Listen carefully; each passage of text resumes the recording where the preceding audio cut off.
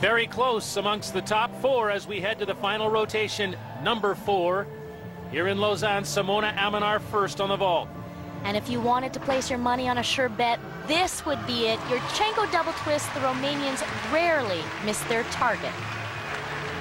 Not to mention the fact that she's the gold medalist from Atlanta on this apparatus. 9.75 for that vault. The average is 9.675. Here's Elena Prodanova, 17 years old, of Russia, challenging for a medal position with a great beam routine. Ooh, what an attitude, what determination. I thought she was off there. Very often, strong, powerful, dynamic athletes that excel in tumbling and vaulting struggle on this event. Prodanova is about to prove us all wrong. Look at that punch front right to an extended tuck jump.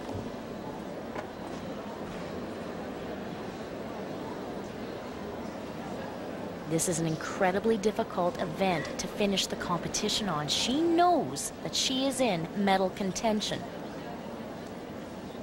She doesn't have a lot of international experience. But you wouldn't know that here. Beautiful Onodi. What she's really trying to do is impress the judges with incredible tricks. But the jumps she's doing are nearly as difficult as the tumbling elements. Combined, the judges are awarding her huge bonus marks.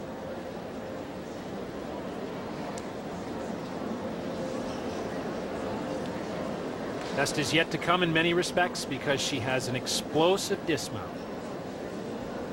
Watching her, you think she's been on every world team for the last decade. Total confidence and composure. Now take a look at this. Unbelievable double front dismount. I've never seen it done that well. She nails it. 9.75 for Elena Prodanova of Russia. And a chance at a medal. Here is Sarah Deegan of Canada on the floor exercise. Scott, she admitted to me that it's a different world competing out here with all these stars that she's only seen on TV, but little does Sarah know she's one of those stars. This is a great event for her. Oh, fantastic combination line. Whip 2.5 punch front.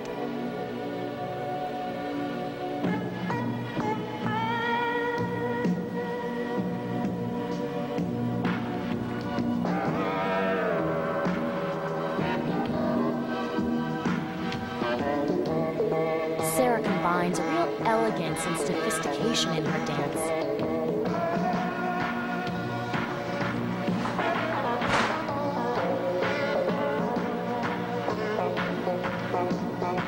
Won the Canadian Championships in Ottawa, was third at the World Championship Trials in Guelph, Ontario.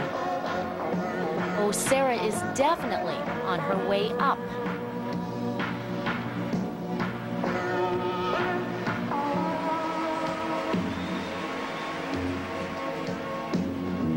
A lot of pressure on her shoulders here, heading toward the last line. Triple twist, she manages to crank it around.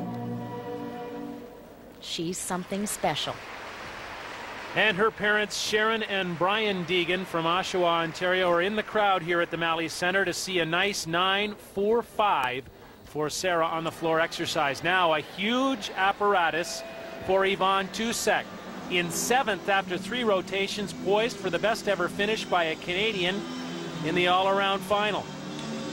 And Scott, she is very well aware of the fact that she is in 7th place after 3 events. Those huge scoreboards that you see behind her, they keep flashing the results throughout the competition. Back handspring layout, back handspring off direction and off of the beam. That is not what she was intending, that's for sure. This is the most difficult, most demanding event psychologically. And sometimes when you're trying extra hard, it's the wrong approach. Struggling now just to keep this together and complete the routine. Tremendous disappointment, I'm sure, on the part of Yvonne Tusek. Ooh, Ooh, fighting there to hold on. Good for her not to let another fall occur. The most difficult thing to deal with on balance beam is disappointment. So she's got to let that first fall go and get back on track. She's had a tough year. She broke her toe.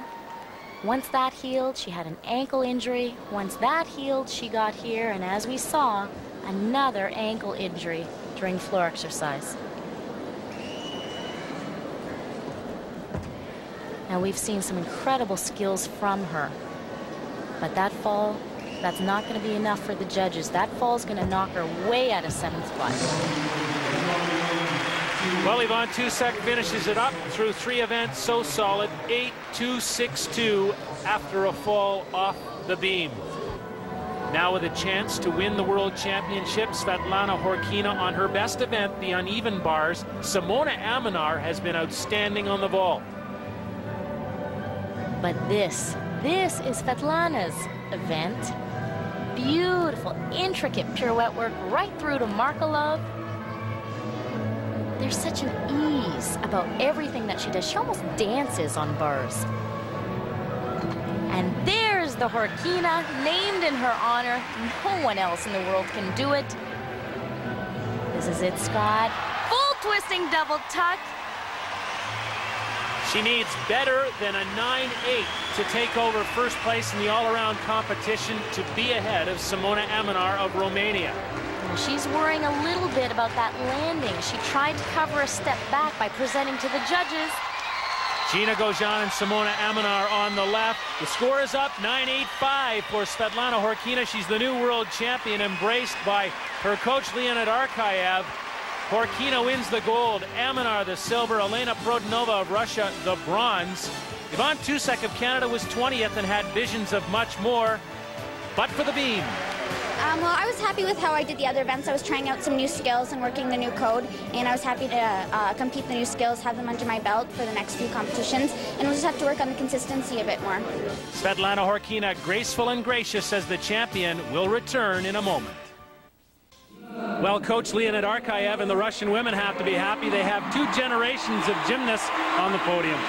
Scott, I love the contrast between the elegant, established star in Khorkina and the new, powerful, dynamic star in Prodanova. And Leonid Arkayev was almost brought to tears. He's delighted to have them both on the podium. A word about Yvonne Tusek. After 3 events, she stood 7th, had trouble on the beam.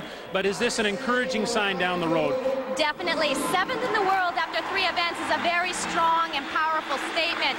A case of the nerves got to her as she went to balance beam, and that's understandable right now. But more importantly, I think she needs to be concerned about her health and get it back to 100%. Her future is very bright. What happened to the Chinese men in the individual all-around? Coming into this World Championships, I truly think that they were the best prepared team, but team dynamics is very different than being alone out there, and none of them appear ready to step into that individual spotlight and take over Li Shaoxuang's spot. Nicest story of the day, Ivan Ivankov of Belarus. 14 months ago, a ruptured Achilles tendon, couldn't compete at the Olympic Games, and now he's the world champion again. And isn't it great? Ivankov handled this competition exactly like his rehab. It was long, it was grueling, and he never once gave up. And that's exactly why he's the world champion. It's a great trait. A huge day for Ivan Ivankov and his tiny country of Belarus.